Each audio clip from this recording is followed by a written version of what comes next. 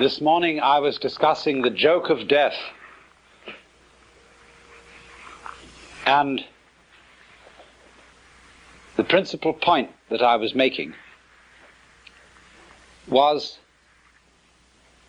that death and life, or that is to say, in other words, the interval and the event, death being the interval between events, between one appearance and another of human beings, in the same way as winter is the interval between the appearance of the leaves in spring and their disappearance in the fall.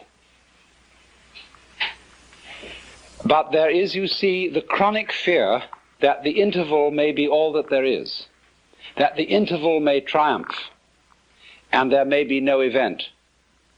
And I was trying to show you that there is a polarity between the event and the interval between events, in such a way that you can no more have the one without the other than you can have the crest of the wave without the trough. And that this goes on and on and on in endless cycles, where there are small intervals making up small intervals and waves which group together and make up a set of intervals and waves, and they in themselves constitute the crest of a larger wave with a much longer trough. And then again there comes the group of intervals and waves on a short rhythm. And that this thing that goes like, you see, like this, you see, that this thing in its turn is the crest of a still greater wave, and that the nature of being is that this is the scheme of things. But the joke about it, what makes it exciting, is the constant anticipation that there might not be anything again after the interval, that it might all come to an end. And the real problem, in order to turn death into a joke, that is to say, suddenly to recover from this terrible anxiety that it might be finished, and then transmute the vibration trembling of anxiety into laughter. It is the same thing. Only the trembling of laughter is the trembling of anxiety seen from a different point of view. Now, what are the things that are obstacles to our being able to see that? It's almost as if life were itself a guru. And you know how gurus throw out tests to their students to see if they can pass these various initiations, all of which require nerve in the face of some formidable obstacle. All fairy stories are full of this. And so life itself throws out all kinds of reasons for supposing that we are faced with something serious instead of something playful. And I want to discuss with you a few ways which in Western history this obstacle has been thrown out, and how we today are bamboozled by these obstacles. In the history of Western civilization, there have really been, in the past 2,000 years, two dominant mythologies. One has had a long run and the other has had a fairly short run. But they are both ways of terrifying you so that you won't see the point. But at the same time, they are perhaps not merely negative things, but challenges, barriers of the same kind that a guru would offer. For example, in the study of Zen, each koan is referred to as a barrier. And if you can pass the barrier, you see, you get in. But the function of the teacher is to put the barriers up to see how you will react to them. So, in a way, we could say that the two great mythologies which have dominated the Western world in the past 2,000 years are two barriers. The first, of course, is the Christian mythology. And in the Christian mythology, the individual is made to feel that he is strictly on probation, that he does not really belong, that if he is at all a son of God, he is so by adoption and grace. He isn't really one of the family. Let me explore the theology of that a moment. In Christian theology, God has only one Son. The monogenes, or the only begotten Son of God, who is the second person of the Trinity, the Logos, the divine idea of itself. The Trinity constitutes a family. And naturally, it's therefore threefold, because all, for the Greek mind, and it was the Greek mind that molded Christian theology, meaning entirely depends on the structure of the Greek language. And Greek, in common with all Western languages, and indeed also Sanskrit, from which it is derived, has a sentence structure in which there is the subject, the verb, and the predicate. And we can't make any sense without those three things. We have to have an I love you or an I know you sentence for there to be any love or for there to be any knowledge. There must be the lover. The lover can't love without having a beloved, and the lover doesn't relate to the beloved without the relationship of love between them. So there you have the subject, the predicate, and the verb. And so naturally, in Greek ideas, the very inner nature of reality of the Godhead itself must be threefold, following the structure of Greek thought and Greek grammar. So,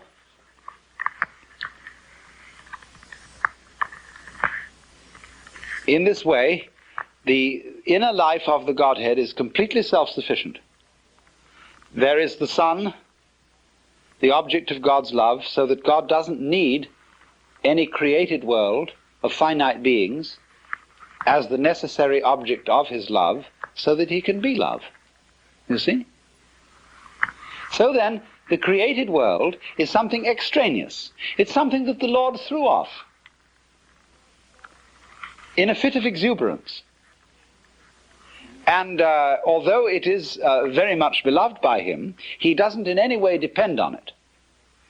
He, in a sense, fathered it, but he fathered it out of nothing. It had no true mother. And so, in a way, it's an orphan. And the relationship between the Creator and the creature in popular Christianity has always been the relationship between the king and the subject. And the relationship between the king and the subject is very, very strange, estranged, because the king, in the archetypes of kingship which existed in the Near East in ancient times and upon which this theological imagery was originally modeled, the king was really afraid. He always appeared in the throne room with his back to the wall. He didn't stand in the middle of his people and say, and look around at everybody like that. He stood with his back to the wall like this. It's funny how all altars, Buddhas and things, have their backs to the wall, because there you can't be stabbed. And you have your guards and your henchmen on either side of you.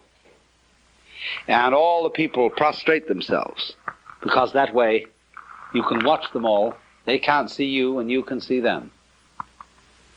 So you're safe. And that's the imagery, you see, which has given us our Western conception of God. Of the Father, whose children have become a little bit too much for him. He's had too many. And they have to be kept in their place. And so he's a little bit frightened. And so the rules are set up. You just do so and so and so and so. And you must feel grateful for having been fathered. You're a miserable worm. And therefore, inwardly, because without me you might not have been. You owe everything you have to my having produced you. And you are a debtor. And because you are a debtor, you have a duty. Duty is the same word as debt, debit. You owe life to me who produced you, although I won't admit I had a great deal of fun doing it. And so you must all crawl. Now, you see, that conception of our relationship to reality has been the popular idea for centuries in the Western world. So that you never really knew where you stood with the authority. Because the authority gives you the impression that you are so bad intrinsically that at any time you ought to be punished and eaten up. And it's only a matter of mercy that you're not being eaten up. So the prayers of the Christian church are full of the idea, O Lord, we are not worthy. And since it is only of thy great mercy that we continue to survive at all, we humbly beseech thee, etc., etc. Imagine going around with that feeling about the nature of reality, that it is watching you all the time, that you're always on probation, like a released prisoner. And therefore there is an all-seeing eye at every moment of the day and night surveilling you, much more efficiently than any big brother could watch you through tiny TV cameras in your bedroom. I know a friend of mine who is a devout Catholic, and in her toilet, but she is different, she has a sense of humor. And in the toilet, you know, it's an old-fashioned one, there's a tank and a pipe coming down to the john, and there's a little placard on it with a big eye painted. And in Gothic letters underneath it, it says, Thou, God, seest me.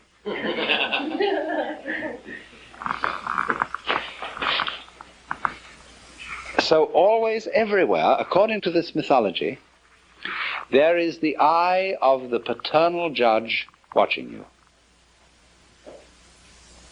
Now, what can you do with a situation like that?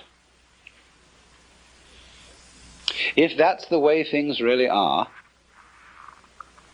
you don't know whether this Lord has a sense of humor, and whether you can say to him, hey, look, don't take such an advantage of me like that. Turn down that light a little. Close off your eyes sometimes. You don't need to be all that particular. You know I can't do anything to you. I can't knock you over. Why do you need to bug me all the time? The sort of attitude is too much. And so people couldn't stand it. You know, 600 years of it was enough. And it became intolerable. Really intolerable. Because everybody knew they were sinners, and that they were doing all the things against the rules in the book, and nobody could possibly put up with it. So the only thing they could do to relieve themselves of this horrible father figure was to make out that the universe didn't have a father at all. That it was really an orphan, not even virgin born. It didn't even have a mother. In other words, in order to escape from the mythology of a conception of ultimate reality, which was much too intelligent and much too nosy, people had to invent a conception of the ultimate reality that was completely banal and dead. So the second Western mythology is the mythology of the mechanical universe, which is a fluke emerging from a process of absolutely blind energy. And you must notice the language in which the great thinkers of the 19th century thought about the world. Freud, for the basic psychic energy, used the word libido, which in 19th century Vienna was exceedingly uncomplimentary. Libido. Blind lust. And so in the same way, the science philosophers of the 19th century talked about the world as being based on brute force, unintelligent energy, and worked out a conception of man as a really rather unfortunate natural fluke. Consciousness, reason, and indeed also the passions and feelings and desires of the human heart were nothing but the end product of a roulette wheel of natural selection.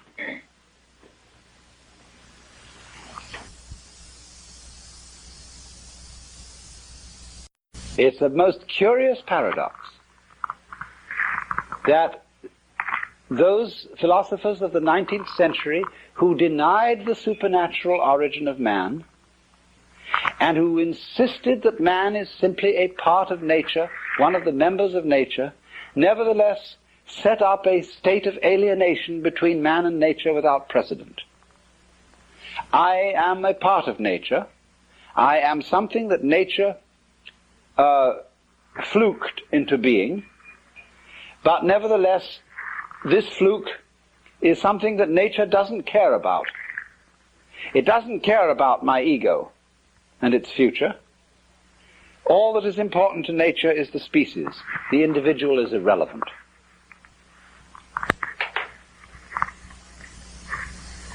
At the same time, this philosophy arose when we were becoming conscious of the sheer magnitude of the universe. And it took the first impression of this vastness as a pretext for making little of human beings and saying, what do you matter in this huge cosmos? You're just a little fluke.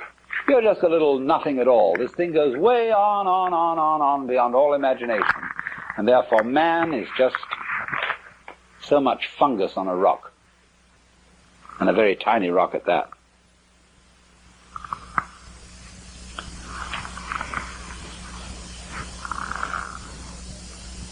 In other words, it took the standpoint,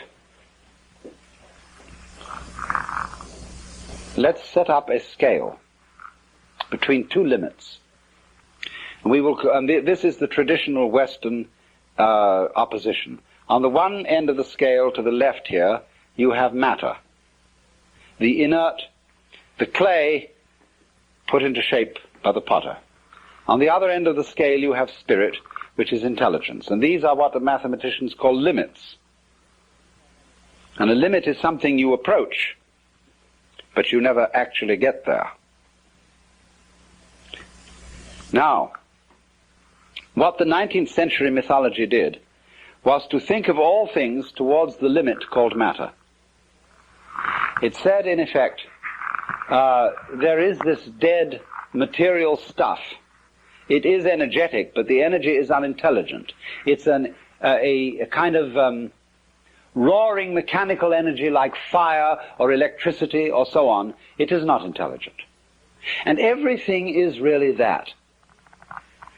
What we call human intelligence and consciousness are merely complicated forms of this primordial energy. And they are nothing but that.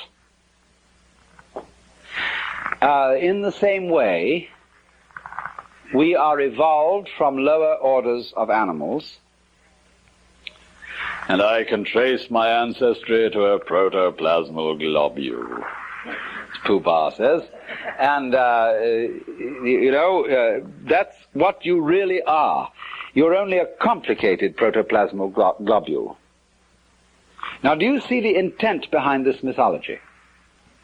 The intent is to deprecate. The intent is, as we say now, to put down the human being because the human being felt that hitherto he had been put up too far in the wrong way. You are a child of God, and the Lord loves you very dearly, but, that's just insufferable, to be put up in that way. You have an immortal soul. Your life is endless, but it can very well turn out to be a life of endless agony when you fry in hell. And that was a very serious threat to both Protestants and Catholics. And so it's much better, much more comfortable to have a dead universe than a living universe so everlastingly threatening. So then, the mythology of the 19th century, under which most of us still operate, because we operate under it because it has become so plausible.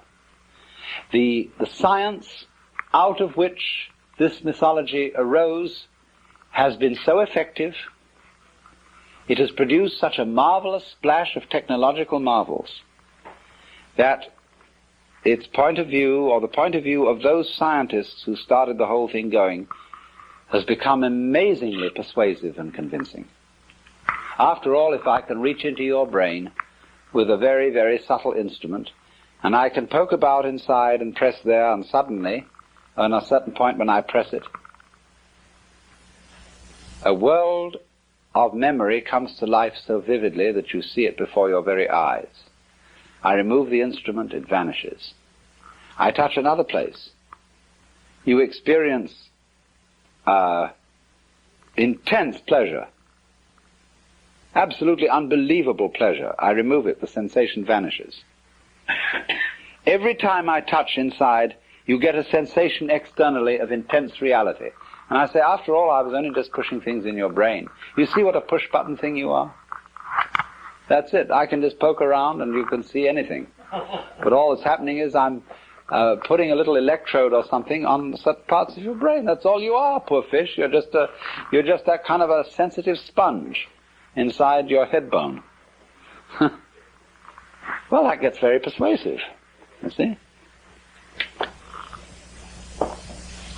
And people are therefore in a position, they are prejudiced to favor a mythology that will make out that you are, after all, nothing but something or other.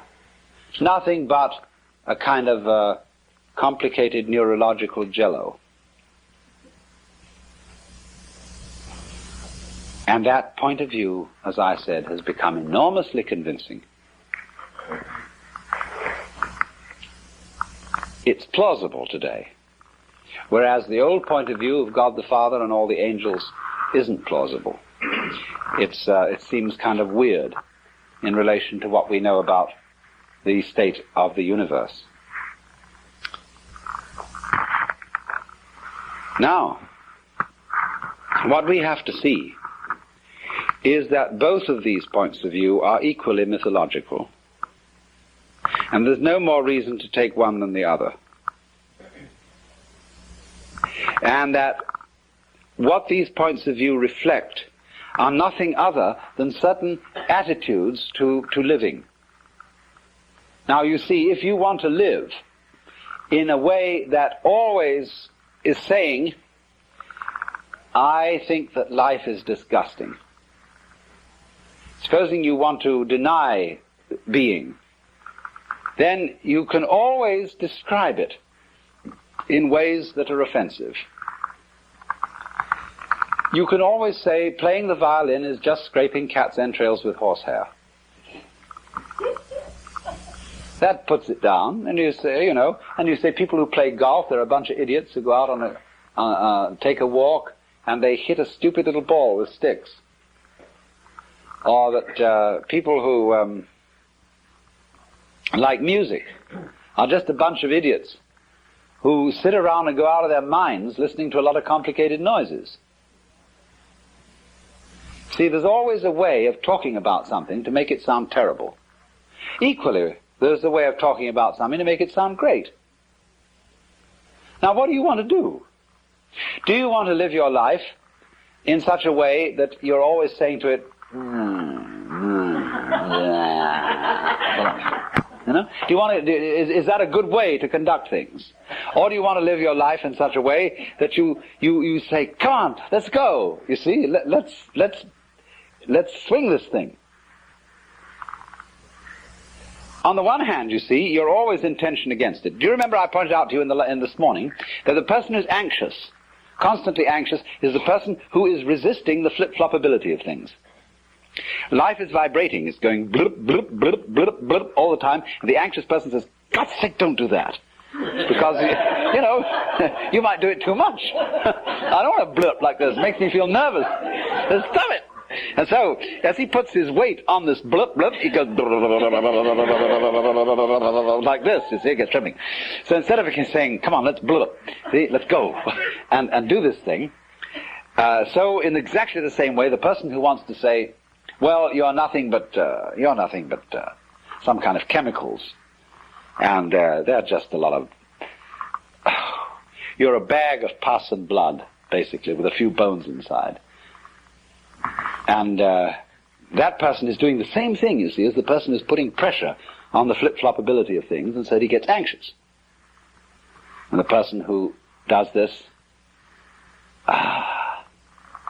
he wants to say, he's always, look, think about your friends and the people who are philosophical and enthusiastic materialists. They're always going to pose themselves as a certain kind of hero. After all, you're just a dreamer, but I face facts. See? I'm a hard-headed realist. And I'm as a matter of fact, I'm an intellectual porcupine. I have my prickles out all over the place. Because I'm the kind of person who, in the academic world at any rate, is full of rigor. I ask, what precisely is the evidence about this? And I'm analytical. And I'm believe in I don't like woolly and vague thinking. I like it clear cut, and you can see that porcupine's bristle going right through like that. See, well, this is a personality type who wants to play that role, whose message in saying all this jazz is, I'm the kind of person who is all dry as a bone. But I believe that that is strength, and that's reality. And another kind of person says to him, oh, you are intolerable. You're so dry, you're so dull, you rattle. You don't have any juice in you. And what we need is juice. And we need flow. We need lilt and rhythm and gaiety, you see. So that's an opposed mythology. And it's another character part you're going to play. But so we've got to consider, these are games, you see, as I tried to show you earlier. The kind of roles we play are the kind of games we play. So, but the question is, which is the optimal game? Certainly we can't do without some prickly people. Because life is prickles and goo. And it's basically gooey prickles and prickly goo, but the gooey people are always trying to make out that it's only goo, and the prickly people are always trying to make out it's only prickles. Now we do need both, see? But the question is fundamentally, which game works better? The game that resists the vibration, the flip-flop, or the game that goes with it? Obviously, the game that goes with it, that cooperates with the general scene, will be a longer game and a more amusing game than one that totally resists it. Although, I said totally advisedly, because it's great fun to resist it at times. See, it's just like when somebody massages you, you know, and they're really expert, and those fingers are just vibrating like this on your back. You can give and just go whoof. But it's also fun sometimes to tighten your muscles against it, so as to feel the full impact of this thing, see? But what I want to, the real point I want to get across is that what seems to us the hard-boiled common sense of a mechanistic view of the universe is nothing other than a myth. You don't have to be taken in by this, because there is no more solid argument that that is the way things are than any other argument about any other way things might be. Now, it goes like this, you see. Again, think of the idea of limits. We'll take different limits this time. We'll take one limit on the right hand here as consciousness. Extreme, lively sensitivity. And on the other hand, we'll take the opposite limit, which is geological. The stone, the blind energy, the electrical force without any consciousness whatsoever. These are observable things.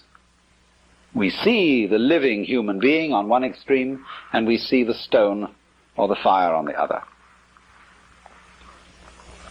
Now, our 19th century mythologist wants to describe this limit in terms of this one. He wants to say that consciousness is nothing but a very complicated form of minerals. Why can't you go the other way and just as easily say minerals are a very simple form of consciousness? That works, doesn't it? I mean, after all, here's this mineral.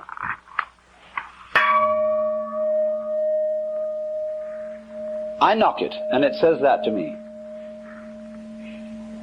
This is a rudimentary form of consciousness.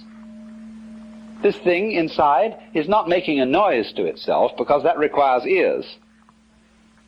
But in some way, this thing is going to itself. It's shaking like that. And that's its consciousness, its response, its resonance. It isn't totally unconscious, but its consciousness is extremely simple. Now, you may think I'm spinning fairy stories, but is that any more of a fairy story than to say that your consciousness is nothing but chemistry? I mean, you think you're conscious, and that you have this high and mighty state of affairs, but actually, of course, if we look at this very realistically, all this is just colloidal substances bubbling around. See, both that story and the other story can be made to seem equally fanciful. But the question is this: if I say about the gong, look, my friend, I respect you because you are a little bit conscious. See, you relate to me. You're kind of a younger brother, and then there's something endearing and warm about this attitude to things. Whereas if I say, psst, you're just a piece of metal, and as a matter of fact, I'm just a piece of metal too, that's a kind of insult. Now, the people who believe that are really suicidal maniacs. They want to put themselves down. They are against their own life, and they take a great pride in being that way, and they call it being realistic. And I'm only saying it's a better gamble to take it the other way and say the best thing you can say about it, that this is a living being, but not so much of a living being as a snail or something that actually wanders along and wiggles.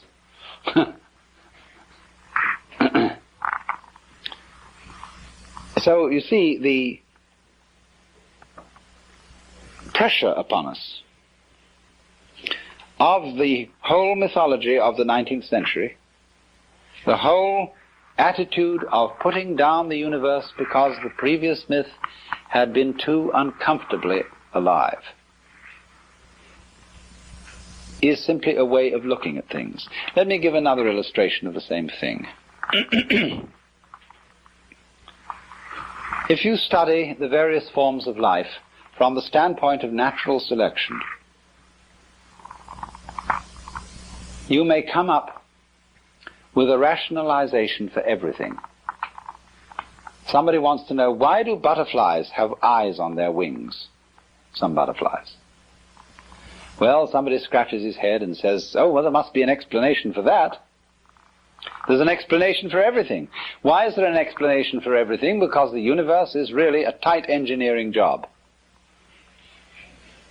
So, why do some butterflies have eyes? Well, it so happened that some fluke of a butterfly once got an eye on its wing, and birds would avoid it because that eye looked at them and it was just too much. So those butterflies that had eyes on their wings bred, whereas the butterflies that didn't have eyes got eaten up more easily. Although some of them had other alternatives, because of not having eyes, they were invisible and the birds couldn't see them. And so more of that kind survived, although those with the terrifying eyes survived, and so they didn't get eaten up either. So it tended to multiply. So this is a perfectly easy, simple explanation of why butterflies have eyes on their wings. Also other things, some birds with extraordinary plumages, which look so obvious that anybody could catch them, any cat, any hunter. No, they survived because they were so attractive to their females. And so they bred very well. As a matter of fact, this isn't true, they didn't. And, but any explanation will do, provided it seems to explain. Now that is one way of looking at things. You can make an extremely consistent theory for the different kind of species of flowers and birds and insects and all their markings and so on, just why they have them. But on the other hand, you can equally well explain it in a completely different way. You can say, it would be exceedingly dreary if there were nothing but one uniform type of life. Supposing there had never been anything but amoebas, and there were just globules, and they divided, and then they divided again, and then they divided again. That could have gone on, and it could have been terribly efficient, because the minute you went to hit an amoeba, you would strike it, but suddenly find you'd killed only one of them because it split just before you hit. It's a marvelous arrangement. And they could split very fast. You could suddenly go at another with two hammers, hoping to catch both amoebas, but suddenly they split, and there were 8 of them before you knew where you were. That would be fine. But actually, the reason why there is all this colossal variety and all these patterns on butterflies' wings is that nature is a poet and is simply having a wonderful time making all this variety and doing all these various things. And that explanation is just as plausible as the efficient explanation. You see, the philosophy is to a large extent a matter of taste. What sort of explanations suit your personality? If you're an anal retentive type and rather tight, then you like the efficient explanation. On the other hand, if you're an effusive type, you like the poetic explanation.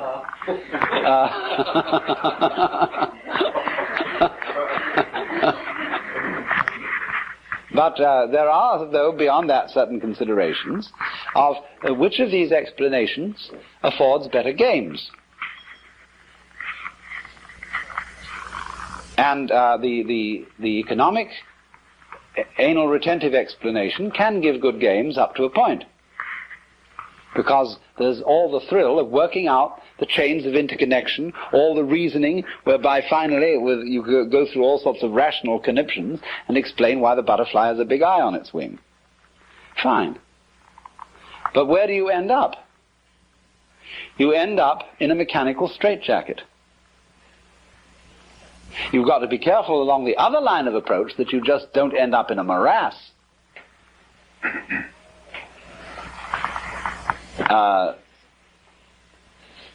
You could do that. So you look for a middle way. But the point that emerges from all this is don't be bamboozled into fearing that the black will win, because the white is the only thing there is, and the black, the nothing that surrounds it, will eventually engulf it. All these are, as it were, nursery stories to terrify children. You live in a cosmos where the light of consciousness and the darkness of unconsciousness go back and forth, just as the crests and the troughs of the waves.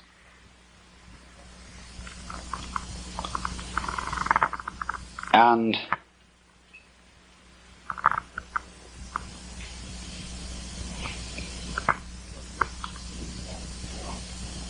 this situation of yang and yin, positive and negative, is exceedingly productive. It's like a male and a female who become the parents of all sorts of children. And out of yang and yin, black and white, come all these adventures through the original stratagem of pretending that the one is and the other isn't, that yang is and that yin isn't.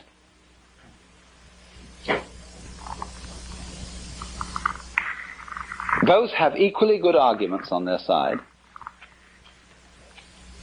and one now wins and the other now wins.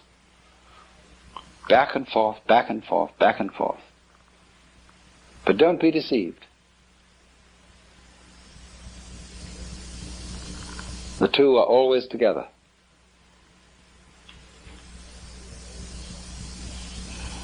And the thing that you most fear, the awful, awful thing that could happen, think it through. What could that be? What could the very end be? What is it that you dread?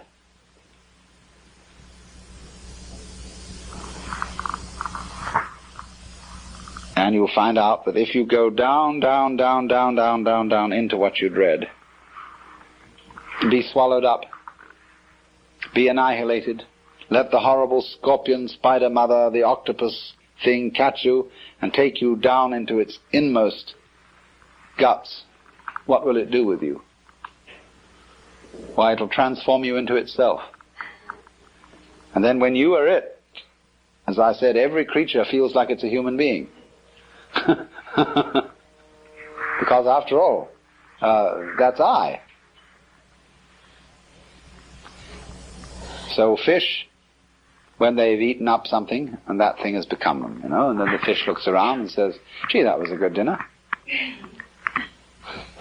And it feels human.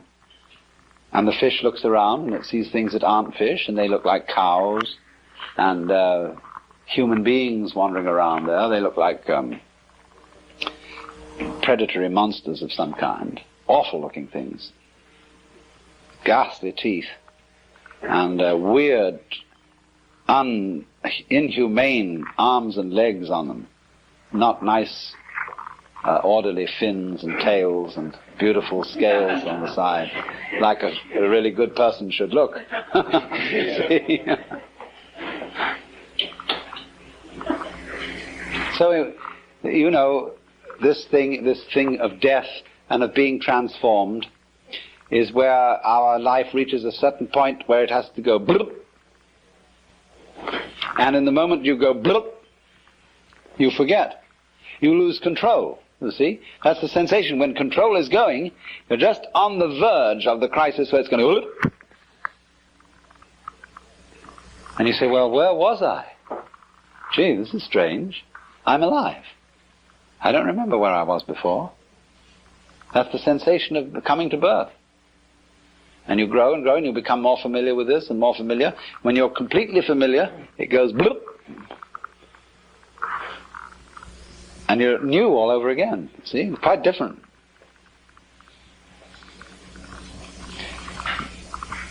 We can never believe, you see, when it gets to the point where we know it's about to go bloop, we can never believe that it will go into life. We always think it's going to go into something dreadful.